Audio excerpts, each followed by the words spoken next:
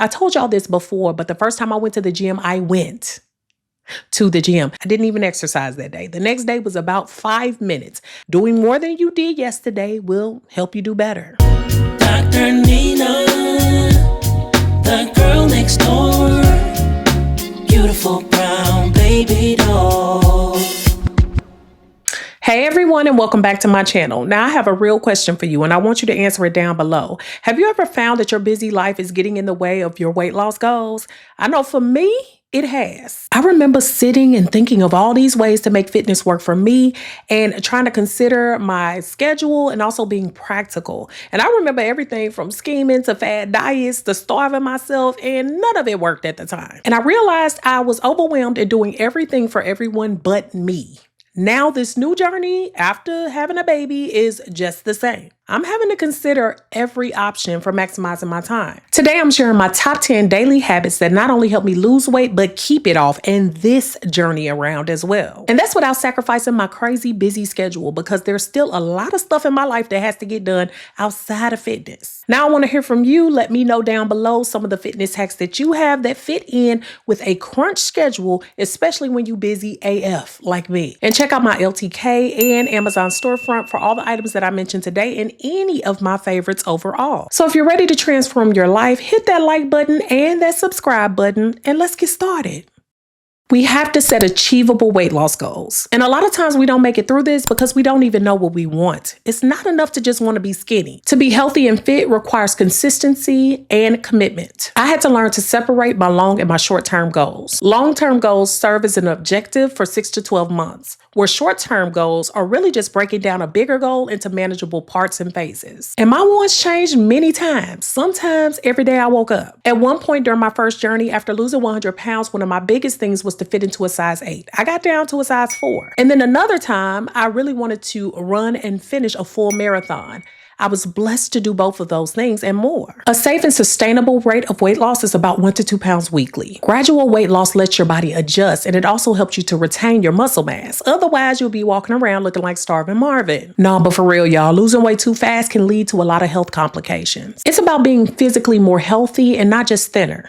And yeah, we want to look good, okay? But we don't want to cause any complications. I know I'm adopted, so my ultimate goal is to stay away from further health complications like heart disease, stroke, heart attacks, diabetes, other things. And those things can truly still happen in life, but I wanted to take every precaution possible. So as a way to stay away from high blood pressure and high cholesterol, there's some things that I just stay away from. Fad diets that eliminate food groups or severely and strictly limit my calories. Those are so unsustainable, and I think I've been able to do that for like a day, and then I'm over it. Juice cleanses work for some people, but they can lead to dehydration, electrolyte imbalances, and even a lot of other health issues. And a lot of these diets can mess with your metabolism permanently and also mess with your muscle mass. Like I said, you can start to deplete your energy and not have the ability to sustain what it is you want to do. I like intermittent fasting, but for some people that doesn't work. So the overall point here is to make sure you're doing something that works for you and your schedule.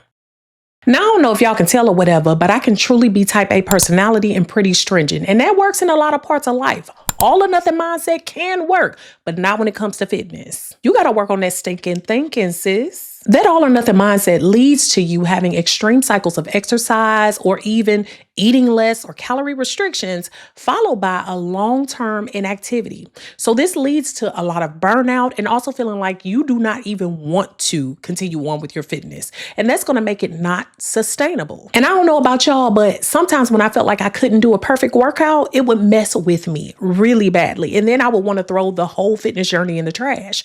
I didn't want to work out. I felt like it threw off the rest of my week, the rest of my month, and I was being overreactive, thinking that if I didn't do it for one day or maybe even 3 days, God forbid, I was going to gain all the weight back. But that is stinking thinking. The way to make gains are these things. Focus on progress and not perfection. If you celebrate those small wins, it'll help to carry you through at the times when things really do go down low. Because I'm going to tell you, through all of my fitness journeys, things have happened. We have to set realistic goals and break those bigger goals down into smaller, more achievable chunks. Practice that self-compassion and be kind to yourself. Know that you're not going to be perfect on this. Everything is not going to be good and dandy. Some days you're going to work out and not feel good about it. Some days you're going to, skip a workout, or some days you're going to eat like you shouldn't eat. But it doesn't matter. You can get back on the bandwagon. This is not the end of the road. You have to actually find activities you enjoy. And I love running and lifting weights, and that ain't for everybody. Some people need to jump rope and hula hoop and even just walk.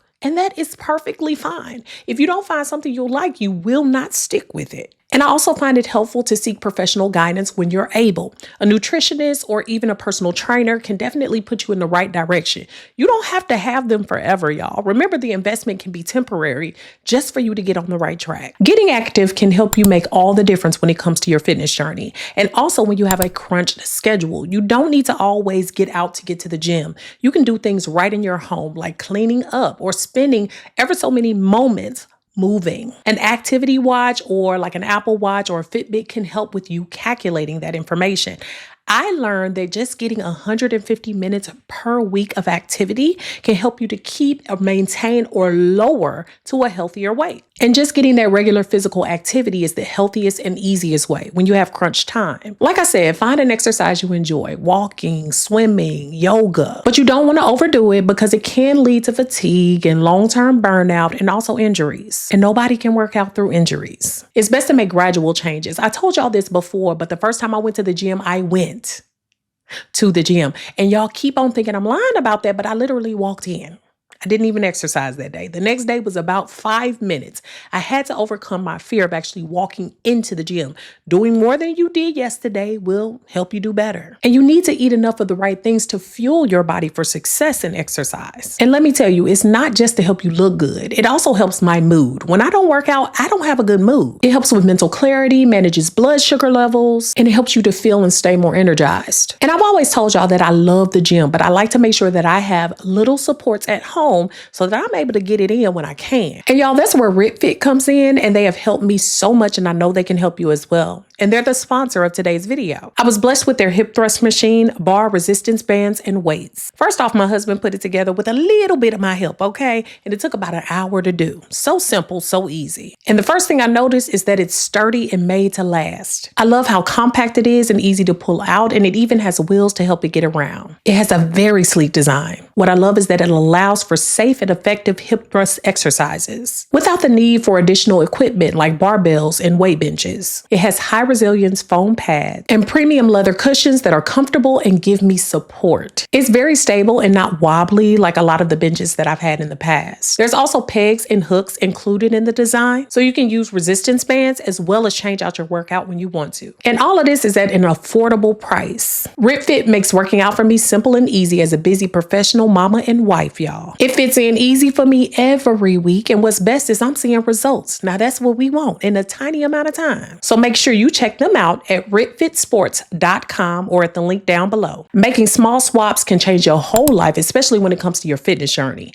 and especially when you don't have no time. Replacing high saturated foods and foods high in sugar with foods that you know promote weight loss and also give back to your body can make all the difference quickly. So some things you can do is replace your sugary cereals with whole grain cereals. Swapping out high fat sour cream for plain Greek yogurt. Eating fresh fruits and water instead of fruit juice. Now, I know fruit juice and vegetable juice sound wonderful, but sometimes they come with a lot of sugar and sodium. So you want to make sure that you're actually getting the fiber from fruits and vegetables. I had to try switching from highly processed carbs to whole grains as well. And choosing whole grains over white variations of pasta also gave me more fiber, which helped to digest better. And healthier fats like avocados, fish, and nuts are really good as well. Through doing that, I was able to reduce my unhealthy fats and get rid of those saturated fats for the most part. And y'all know I just did a video where I talked about boosting my protein throughout the day through protein shakes, lean proteins, beans, lentils, nuts, other things that are going to help me feel fuller for longer. And another thing is swapping out your activity. Instead of sitting on the couch and watching TV, maybe get a walking pad, walk during your favorite show. You can make the energy come to you. Now, I also did a video on evaluating your eating habits, and I'm going to link it here, but make sure that you are looking at your eating habits overall. Sometimes we don't account for the things that we're doing, like sitting up late at night and eating, which I said go to bed, okay? But it's just not to shame you. Sometimes we fall into things that we don't even realize we're doing. Like, for instance, if you have children, finishing their food because we've been taught to finish everything on your plate because you don't want to be wasteful. Well, that also adds to your waistline. And furthermore, nibbling while you're cooking, which we got to taste certain things, but you don't have a whole meal, then have another meal. And then on top of that, maybe eating things that you're not accounting for throughout your day. Every calorie counts. And I'm not saying that you have to count calories per se, but are you not adding up that extra candy bar that you might be having daily that you're not accounting for in your daily caloric intake? Sometimes just taking a good review and looking around and seeing what you're engaging in can totally help you get a new mindset when it comes to food. And also noticing hunger cues when it comes to that will help you to not think about wasting food because you're planning ahead and know how much you actually need to sustain yourself, your current weight, and also what you want to achieve on this fitness journey. It's going to be that simple. Until I got ready to think about what I was doing, because I've done some things, I could not make any gains, because no matter how much you're exercising, you cannot outrun a bad diet. Now, I said don't be too hard on yourself, but you have to learn to be good to yourself. Balancing not only your physical health, but your mental health is going to be key when it comes to starting and prolonging a weight loss journey. Don't be that hard on yourself when progress is not going as you expect. I remember every day I was weighing myself at one point in my journey years ago, and I realized that that was messing with my brain. You got to be good mentally in order to be good to yourself physically. If you're weighing yourself in the morning and then at night just to see how much it fluctuates and you know that's going to mess with you, don't do it. Maybe set up a system where you only weigh yourself every other week, and then the other times you go by other things like measuring your waist, measuring your arms, doing other things that are going to give you benchmarks. And negative self-talk can create a cycle of guilt as well. And sometimes we can't control the way that we feel or react around food or exercise, and we're learning new habits. You have to give yourself grace with that. And when you go into that guilt, it's going to harm you rather than help you. An approach that's rooted in self-love and compassion is going to keep you going for years to come. And sticking to new exercise and eating patterns can be a struggle at first, so you got to take it easy on yourself. And also, if you don't, you'll also falter when other people have something to say about what you're choosing to do. When I was losing weight, a lot of times, and even now, when people see me eating certain things like, oh, you're going to have some cake? Well, I'm going to have cake in the rest of my life. I'm not just going to give up on having cake because I'm in a fitness journey. It will not totally ruin my journey if I'm doing most things the way that they should be done for my body. And get out of my business. You got to keep in mind that there are also emotional factors that factor into the foods that we choose to eat, and also emotional struggles that are related to fitness, and also losing emotional weight when we're losing physical weight. Sometimes we find other things in our lives that need to go. And if that's the case for you and you're having a hard time sorting through those issues, make sure that you talk to a healthcare or clinical professional that can help you to get through that journey, because sometimes getting over the mental hurdles are the biggest. Now, if you fail to plan, you plan to fail. And I know I talk a lot about meal prep over here, but it's important for so many reasons. It gives you a way to reach for something instead of reaching for something you know will not work out for you on your journey. And I know a lot of times just having planned out snacks and planned out meals have saved me so many different times. When you are tired, when you are annoyed, when you don't want to put up with the day, you are less likely to cook a healthy meal or go reach for a healthy snack. But if you make it be at your fingertips, or if you take it with you to work, or if you take it with you to your leisure, then a lot of times you're going to make better decisions about the things that are right in front of you. Now, I know when you first start a journey, it's easy to have a book bag full of healthy snacks and still go out to eat and go eat something you know you ain't got no business. But over time, continuing on will help you to further get to that habit of eating things that are better for you, that you have paid for already, and that have been prepared for your journey. Now, I talked about starving yourself before, and we know that doesn't work. So eating regular meals is one of the best things you can do. You have to figure out the frequency of meals that are best for you in your schedule. You have to stick to this, because what I've learned is that regular meals and having regular foods really does help with your blood sugar levels, and it also helps to keep you from binging. A lot of times we binge because we haven't eaten all day, and you know what we like to say? Oh, I haven't eaten all day. I haven't ate that much. But what we don't account for is that once we get to food, we do eat that much, and sometimes much more than we would have if we had sustained a steady blood sugar level throughout the day, so that our body can be ready and primed for the food that it normally has. It will learn what you teach it. Eating mindfully mindfully can make a huge difference with your fitness journey, especially when you don't have a lot of time. And a lot of people think they know what mindfulness means, but when it comes to eating, it means eating slower in order for you to allow your body to catch up with your own hunger cues so you can define what those are and know how far you got to go. Doing so can totally help you stop when you're full. Remember, I said this is a learning game. And this makes eating times more pleasurable as well because you actually taste your food. By engaging your senses and really listening to your body, you can gain a more pleasurable experience that allows you to have a good relationship with food. And I've told y'all I haven't always had the best relationship with food, so I get it. Now, doing it this way helps you to understand your hunger and your fullness levels, and it helps you to avoid overeating. It encourages portion control, it minimizes distractions, and it also helps slow your eating pace. So in order to do this, number one, I listen to my body. You pay attention to your hunger and fullness cues, and you eat when you're hungry and stop when you're full and not overfull. And the second thing is being present while you're eating. You have to slow down when you're eating and be present and paying attention to what you're eating, not watching TV or playing on your phone. And the goal is to focus on and savor every bite. Now, having a stronger support system can definitely do the trick. And I know everybody does not have a supportive family or a friend group.